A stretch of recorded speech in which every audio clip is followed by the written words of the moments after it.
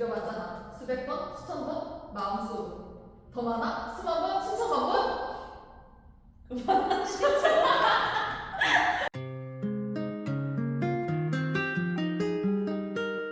둘, 셋. 안녕하세요. 저희는 모두의 무대 모래. 두비입니다. 이거 왜 안 해줘? 자, 오늘은 헤르트 클란 리뷰를 해보려고 하는데요. 연극 헤르트 클란 언제 처음 보셨죠?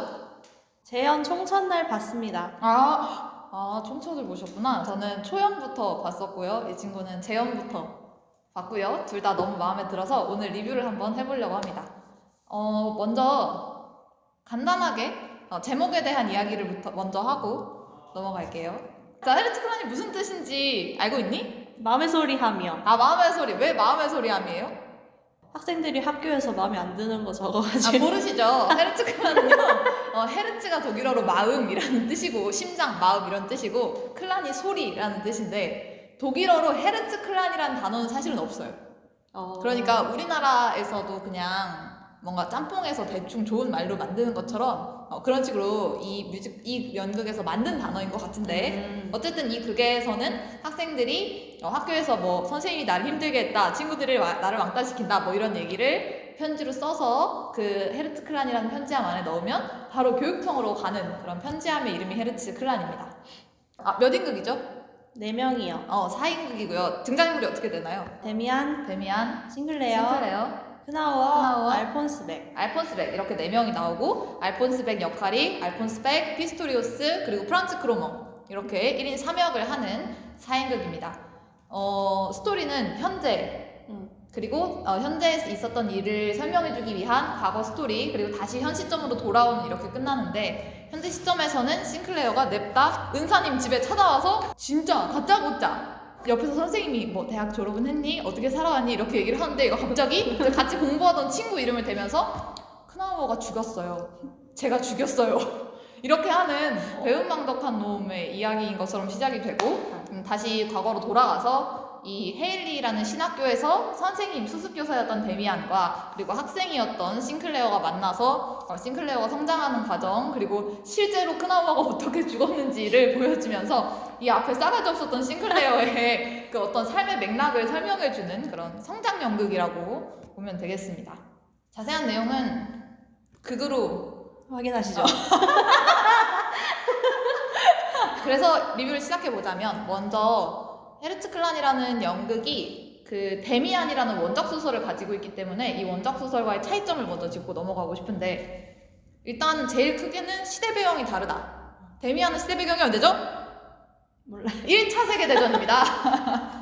그래서 이 사람들, 이거 풀북 봐야겠다. 풀북에 보면 왜 2차 세계대전을 2차 세계대전 이후의 냉전 시대를 왜 연극 헤르츠 클란의 배경으로 설정했는지에 대한 설명이 나오는데, 1차 세계대전에서 이 원작자였던 헤르만 헤세는 어떻게 하면 이런 비극적인 전쟁이 일어나지 않을 수 있을까? 이런 걸 고민하면서 데미안을 썼다면, 지금 헤르츠 클란은 그 이후에도, 그러니까 헤르만 헤세가 죽고 원작의 데미안과 싱클레어는 이미 없는 그런 시대에도 여전히 헤르만 헤세의 데미안의 메시지가 사람들에게 필요하다. 그리고 그 메시지가 가장 필요한 순간이 냉전 시대가 아닌가 하는 생각 때문에 이런 시대 배경을 골랐다고 그 프로그램북에 적혀 있습니다. 근데 시대 배경도 다르지만 내가 생각했던 데미안을 읽어봤을 때랑 헤르츠 클란을 봤을 때 가장 큰 차이점은 데미안의 존재였던 것 같아. 딱 봐도 데미안은 원래는 친구, 근데 사실 친구도 뭐 진짜 친구 같은 친구는 아니고, 쟤는 신인가? 아니면 또 다른 난가? 뭐 이런 뭔지 알 수 없는 그런 신비로운 느낌의 친구였는데, 여기에서 헤르츠 클란에서는 아예 선생님으로 등장을 하고 가르침을 줄 수 있는 존재. 그런데 데미안이 같은 또래 친구에서 선생님으로 바뀌었음에도 불구하고 원작에 있는 데미안보다 훨씬 더 방황하고 나약하고 뭔가 고민하고 흔들리는 그런 새로운 데미안의 모습을 보여줬다는 게 이 헤르츠 클란이라는 극의 메시지이기도 하고 주제이기도 하고 또 가장 큰 원작과의 차이점인 것 같아.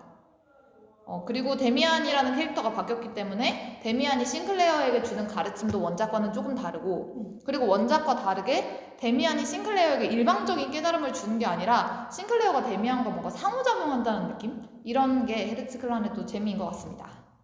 자, 공연 후기를 먼저 깊은 얘기에 들어가기 전에 간단히 풀고 가고 싶은데요.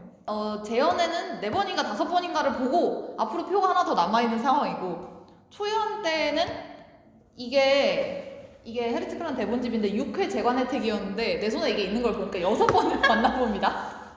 기억은 정확하게 안 나는데 최소 6번? 최소 6번이다.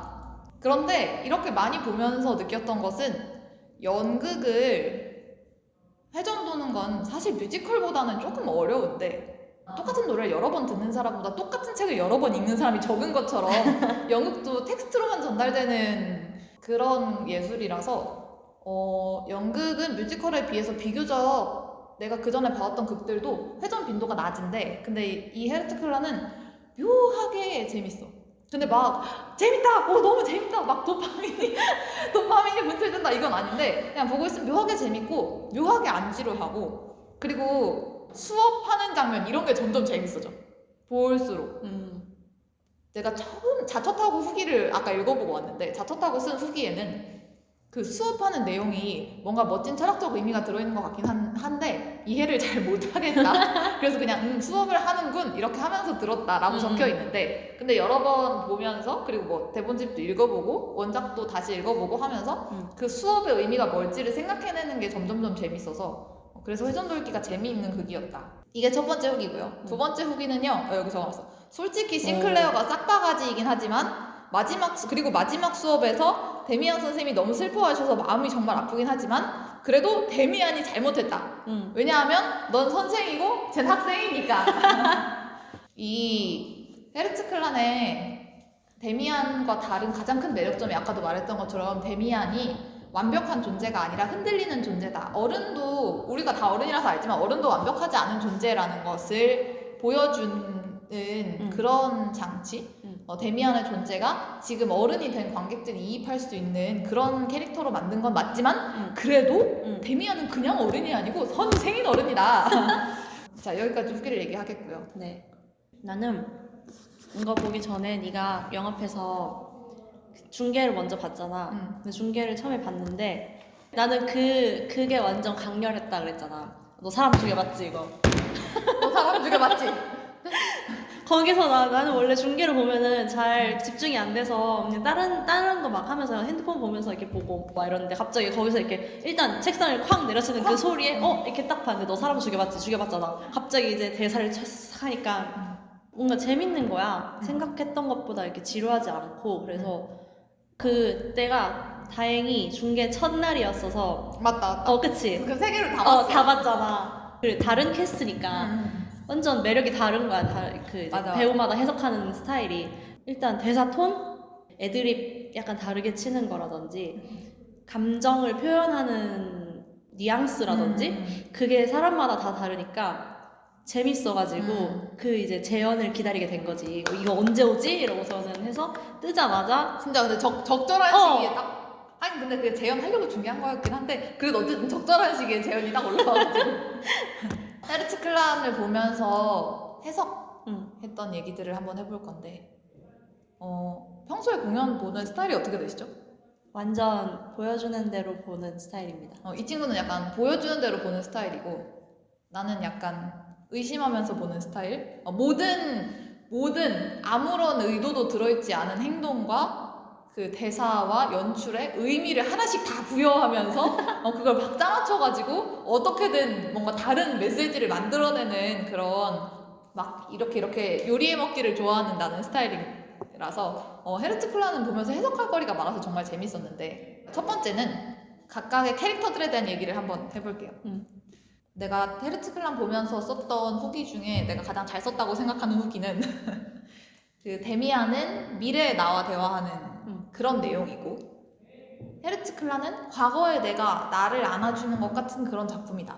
이게 원작과 헤르츠클란의 차이점이다 라고 적어놨던 적이 있었는데, 데미안을 읽으면서는 무슨 생각을 했냐면, 우리는 다 과거보다는 지금 아는 게 더 많고, 그리고 지금 알았던 어떤 것들을 과거에도 알았으면 훨씬 더 좋았겠다라고 생각하면서 후회하는 때가 가끔 있어.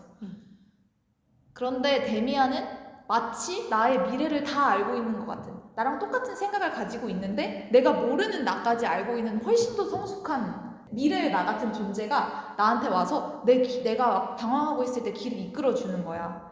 그런 느낌의 위안이 드는 책이었는데, 헤르츠클라는 반대로 물론 데미안이 싱클레어랑 크나우어를 인도해주는 장면이 나오지만 나는 크나우어가 싱클레어한테, 그리고 싱클레어가 선생님한테 그 위로를 전달하는 그 내용이 훨씬 더 인상 깊었거든. 저 명확하게 극 속에서 안아준다는 그 연출로 표현이 되잖아. 크나우어가 싱클레어를 안아주고 싱클레어가 데미안을 안아준다는 내용에서. 그래서 헤르츠클란에서의 각각의 인물들에 대한 생각은 나는 크나우어, 싱클레어, 그리고 데미안, 그 피스토리우스 교장까지가 한 사람의 어떤 인생의 여정이라고 생각하고, 나이가 어린 순으로 내가 방금 말한 그 인물들이 보여지는 것 같아. 그래서 뒤에 나올 해석들도 다 이걸 바탕으로 얘기를 할 거고, 크나우어는 가장 순수했던 시절, 뭔가 가장 순수해서 모든 것을 사랑할 수 있지만 또 반면에 자기는 너무 깨끗한 사람이라서 아직 세상의 모순을 이해하지 못해서 그것을 처음 만났을 때 이 세상이 둘로 갈라져 있다는 것, 누군가 나한테 나쁜 마음을 품는다는 것, 내 안에 욕망이 있다는 것, 이런 것들을 발견했을 때 너무 당황하고 그것 때문에 크게 상처받고 이런 인물같이 느껴지고, 싱클레어는 그 이후에 이제 진짜로 이 세상에는 모순되는 면이 있구나, 이것을 내가 받아들여야 하는구나 라는 것을 깨달아서 이제 적극적으로 방황을 하기 시작하는 시기. 그리고 데미안은 이제 이 시기에 몰랐던 것을 알고 있어. 그래서 훨씬 더 성숙한 사람이 되었다고 생각했으나 내가 알고 있던 진리라고 생각했던 어떤 것이 다시 무너지기 시작하는 시점의 어른, 그 시점이 데미안이고, 그리고 이제 피스토리우스는 그게 나왔다시피 이 과정을 다 겪었음에도 훌륭한 어른으로 성장하지 못한 그런, 그냥 늙어버리기만 한 모습? 그런 어른처럼 느껴졌다. 그래서 교장 얘기가 나온 김에 교장 얘기를 하자면, 헤르츠클란을 보면서 좋은 대사가 많은데 나한테 가장 생각할 거리를 많이 줬던 대사는 사실 교장의 대사였어.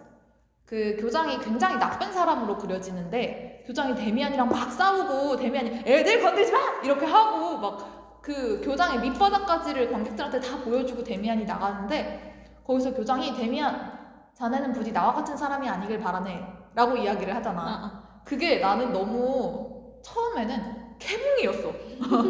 그러니까 저런 말을 왜 하지? 지금까지 이렇게 나쁜 사람이었으면서 왜 갑자기 자기가 잘못한 걸 알고 있는 사람처럼, 그리고 데미안이 훌륭한 어른으로 성장하길 바라는 사람처럼 그렇게 얘기를 하지? 라고 생각해서 그 대사를 왜 썼을지를 엄청 고민했는데, 근데 내 생각에는 그냥 그런 것 같아. 일단 이 교장이라는 캐릭터가 굉장히 입체적으로 캐릭터를 만들었어서 우리가 생각하는 캐릭터로서 막 타락한 캐릭터들은 뭐가 잘못된지도 모르고 계속 그 길을 가잖아. 막 돈 좋아, 막 뭐 좋아, 술 좋아 이렇게 하면서. 근데 피스토리우스는 어쨌든 과거에 데미안의 스승이었어. 데미안한테 좋은 가르침을 줬든 나쁜 가르침을 줬든 데미안이 지금의 데미안으로 있을 수 있게 해준 사람이야. 그러니까 자기가 이 과정을 다 겪어왔으니까 자기가 잘못 살고 있다는 것도 알겠지. 내가 지금 잘못했고 이 어린 나의 제자에게 실망을 안겨줬다는 것도 알겠지. 근데 자기는 더 이상 싸울 힘이나 의지는 없는 거야. 알고는 있지만. 그래서 데미안, 자네는 부디 나와 같은 사람이 아니길 바라네라는 그 대사가 이제는 지치고 늙고 힘없어서, 사실은 의지가 떨어져서 더 이상 열심히 살고 싶지 않은, 막 치열하게 살고 싶지 않은 사람의 어떤 최후의 변명? 그러니까 결국 그 대사로 피스토리우스가 좋은 사람이 되는 건 아니지만 어쨌든 자기가 잘못한 걸 알고 있는 사람이기는 하다. 그래서 이 피스토리우스라는 캐릭터가 굉장히 입체적이고 매력적이라고 생각했어. 이건 피스토리우스에 대한 얘기고. 그 다음에 이제 데미안의 수업에 대한 얘기를 해보도록 하겠습니다. 데미안이 수업하는 부분이 이제 첫 번째 수업, 두 번째 수업, 세 번째 수업 이렇게 나오는데, 첫 번째 수업은 카인과 아벨 이야기. 그러면서 선과 악에 대한 이야기를 하고, 데미안이 그 초승달같이 생긴 그림을 가져와서 이게 뭐게 괄호 땡 이걸 하는데 데미안이 하는 얘기는 결국은 얘네들한테 하는 가르침이지만 전부 다 데미안 자기의 경험에서 나온 이야기라고 생각을 했어.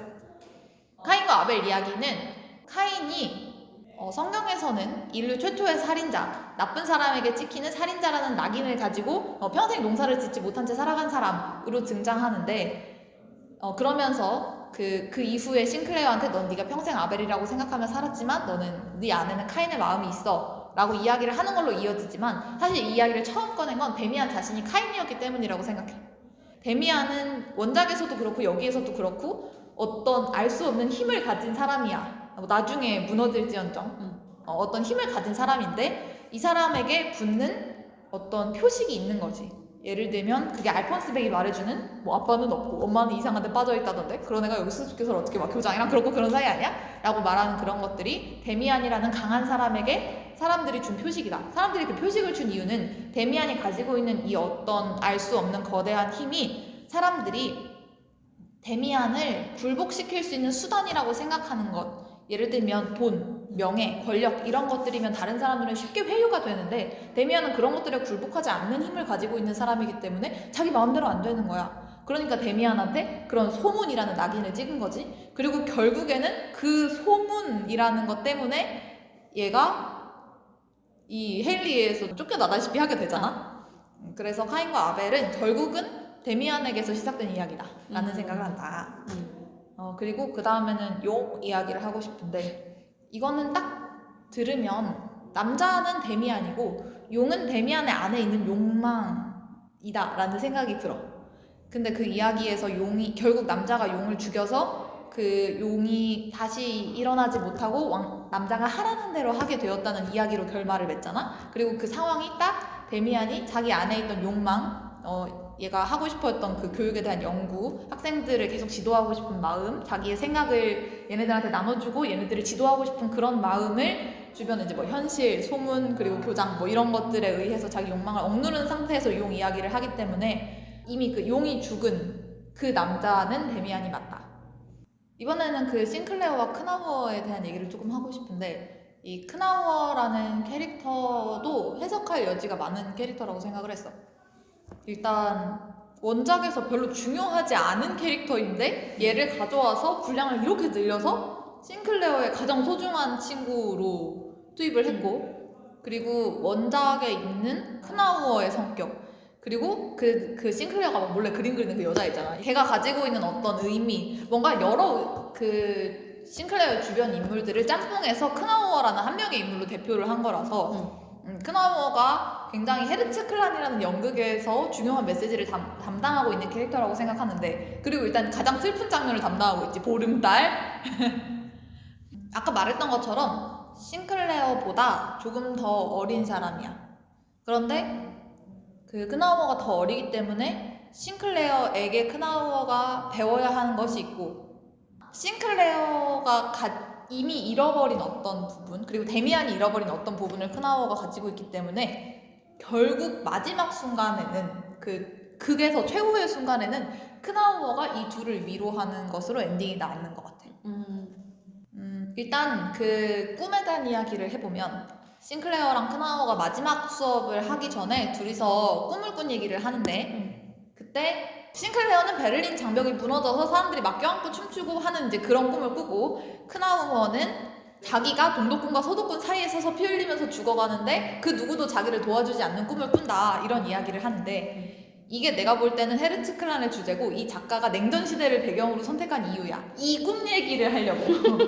내 주관적인 생각이라고 자막을 꼭 달아줘. 알겠어. 올해 주관적인 생각인데 이 극에는 두 가지로 나누어진 많은 것들이 나온다. 뭐 예를 들면 볼록과 오목, 카인과 아벨, 선과 악 이런 식으로 두 개로 나누어진 많은 것들이 나오는데 이 모든 것들을 포함하는 혹은 공통점을 가지고 있는 게 이제 동독과 서독 두 가지 이념이 반으로 딱 나눠져 있는 것이 앞에서부터 쭉 그 하나씩 떨궈오던 그 복선을 딱 회수하는 거야. 그러면서 싱클레어랑 크나우어의 세상에 있는 모든 두 가지로 나누어진 것, 뭐 그냥 모순이라고 간단하게 이야기를 할게. 세상의 모순이라고. 이 모순에 대한 다른 관점을 보여주는데 싱클레어는 일단 그 꿈에 내가 없다고 이야기를 해. 꿈에 내가 없다는 건 보통은 내가 3인칭 시점에서 거기를 내려다보고 있다는 뜻이 되는데 우리도 꿈꿀 때 그런 꿈을 많이 꾸잖아. 그런데 동독과 서독이 나누어져 있다는 것을 3인칭 시점에서 봤어. 그런데 그것을 나누고 있는 장벽이 아래에서 보면 장벽이지만 위에서 보면 그냥 선이잖아. 이게 없어지면 두 개가 섞일 수 있다는 것도 자기는 알고 있어. 그래서 동독과 서독 사이에 있는 베를린 장벽이 무너져서 동독 사람과 서독 사람이 섞이는 모습을 위에서 내려다봤어. 이건 뭐랑 똑같냐면 선생님이 처음 말했던 볼록면과 오목면을 양쪽에서 보는 게 아니라 우리는 3차원에 살고 있기 때문에 2차원에 있는 저 선이 볼록과 오목 두 개의 성질을 품은 하나의 선이다라는 걸 알고 있다라는 거랑 똑같은 뜻이야. 그 싱클레어의 꿈이. 싱클레어는 과거에는 선과 악이 나누어져 있다고 생각하면서 그 크루모어에게 당했던 일들에 계속 고통받고 있었지만 데미안으로 인해 그 자기가 겪었던 일을 한번 직시해 보았고 그냥 그런 일을 겪은 나라는 것을 있는 그대로 받아들이는 경험을 한번 했기 때문에 그 세상의 모순, 동독과 서독으로 표현되는 모순을 한번 받아들여 보았다. 그런 상태다라는 것을 그 꿈으로 표현을 했다. 그런데 반면에 싱클레어는 자기가 동독과 서독 사이에 누워있어. 그러면 자기 자체가 이미 그 베를린 장벽의 역할을 하고 있는 거야. 그 두 세상에 있는 모든 모순의 사이를 맡고 있는 건 사실은 실제로의 어떤 벽이 아니라 사람들의 생각이잖아. 언어가 있기 때문에 분리가 이루어지는 거잖아. 개념이 있기 때문에 분리가 이루어지는 거고. 그것처럼 크나우어는 자기 스스로 이 세상에 두 가지 면모가 있다는 것을 너무 많이 생각하고 그리고 그것 때문에 고통받고 아직은 싱클레어가 얻은 그 깨달음을 얻지 못하는 상황이기 때문에 자기가 동독군과 서독군 사이에서 누워서 피 흘리는 장면을 보고 있는 거야. 그리고 이 크나우어라는 베를린 장벽이 그 나라를 반으로 나누고 있는 장면을 싱클레어는 그거보다 더 우위인 3인칭 시점에서 내려다보고 있는 거지. 그래서 이 꿈이 크나우어에서 싱클레어로 점점 성장해가는 인간의 깨달은 단계를 꿈으로 보여주는 거고 그래서 꿈도 마치 이어지는 꿈처럼 처음에는 거기에 크나우어가 누워 있었는데 그 싱클레어는 네가 거기 있는데 오래전부터 거기 있었던 것처럼 느껴졌어 라고 얘기를 하는 게 이게 이제 일련의 순서다라는 걸 표현한 것 같다. 내 주관적인 생각이라고 자막 달았지. 그런데 크나우어가 그래서 과거에 이런 아직 깨달음을 얻지 못한 존재로 싱클레어처럼 되지 못하고 어린 날에 나로 죽었느냐라고 한다면 그렇지는 않아. 그게 아까부터 계속 말해왔던 이 헤르츠클란의 어린 나로부터 오는 위로를 크나우어가 전해주는 건데 어떤 부분에서 그게 가장 연출적으로 강하게 드러났냐면 마지막에 그 싱클레어가 데미안에게 크나우어의 유서를 전달해주고 그 선운 군도를 이룬다라는 그 시를 읽었을 때 얘네가 캄프에서 수업할 때랑 똑같은 그 댕 하는 종소리가 울리는 부분 그게 나는 연출이 이것은 크나우어의 수업입니다. 크나우어가 싱클레어와 데미안에게 전해주고 싶었던 깨달음이 둘에게 전달되었습니다 라는 것을 못 박은 거라고 생각해. 그 소리 연출로. 그래서 크나우어는 데미안의 가르침을 받아서 성장할 수 있었지만 크나우어가 말했던 것처럼 셋이 있다가 둘이 되니까 막 더 힘들어 이런 거를 자기가 경험하면서 선생님은 혼자서 이룩해야 한다고 하셨지만 혼자 설 수 있기 전까지는 옆 사람이랑 안아줄 수도 있고 손을 잡아줄 수도 있는 거야 라는 것을 깨달았던 거야. 알고 있었던 거야. 그리고 그걸 죽은 다음이지만 싱클레어를 안아주면서 싱클레어에게 전달했고 그리고 그 편지를 전함으로써 데미안에게도 전달했다. 그래서 그게 초반에는 위에서 아래로 우리가 흔히 경험하는 그런 가르침이 일어나지만 후반부에는 어렸을 때의 순수한 내가 나를 안아주는 그런 모습으로 마무리를 하는 것이 그게 주제다 라는 이야기를 합니다. 자, 그리고 이제 여기까지는 내가 했던 해석이고 이제 폴라로이드를 자랑하도록 하겠습니다. 제가 진짜 대박 폴라를 뽑았거든요. 제가 원래 폴라로이드에 집착하는 강력 스타일은 아닌데 뽑을 때만 보고 평생 안 보는데 기가 막힌 폴라를 뽑아서 이거는 자랑하려고 하는데 기가 막힌 폴라를 뽑았습니다. 하나는 제가 뽑은 거고 하나는 두비가 뽑은 건데요. 이런 멋있게 폴라. 이게 마치 그 진짜 연작 같다는 점에서 진짜 명폴라라고 생각하고 다른 폴라는 넣어두고 안 보는데 이 폴라는 아직도 그 슬플 때마다 꺼내서 한 번씩 보면 기분이 좋아지고 난 슬플 때 폴라를 봐. 혹시 나중에 김도빈 배우님에게 사인을 받을 기회가 생긴다면 꼭 이 폴라를 가지고 가서 김도빈 배우님께 여기다 사인을 해달라고 그리고 이거랑 똑같은 표정으로 사진을 한 장만 더 찍어달라고 하고 그 다음 더 우울해질 때 그 사진을 꼭 보면서 위안을 얻고 싶습니다.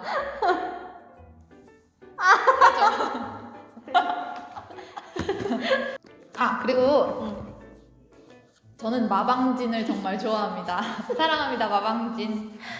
MBZ는요, 초연, 재관 혜택으로 대본집을 주는 좋은 회사입니다.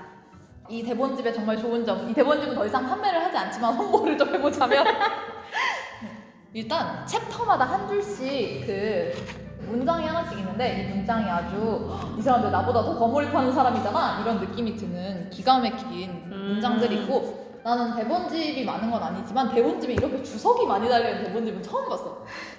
마마 바네사의 바네사가 무슨 뜻인지 뭐 이런 그런 게 주석으로 달려있는데 읽을 거리가 많아서 너무 좋고 근데 왜 빵야는 대본집이 없습니까? 빵야는 아무리 봐도 대본을 외울 수가 없어요. 너무 길고 대사가 너무 많아요. 내용이 너무 방대해요. 빵야 재현이 온다면 빵야 또 대본집을 꼭 좀 내주시길 부탁드립니다. 감사합니다. 그럼 지금까지 헤르츠클란 리뷰를 저희 마음대로 한번 해보았고요. 저희는 모레 투비 모두의 무대였습니다. 안녕. 뭐가 그렇게 급해? 다시. 뭐가 그렇게 급해? 오늘 기숙사 대청소 날이거든. 도와줘? 대사자는 출입 금지야. 좋아.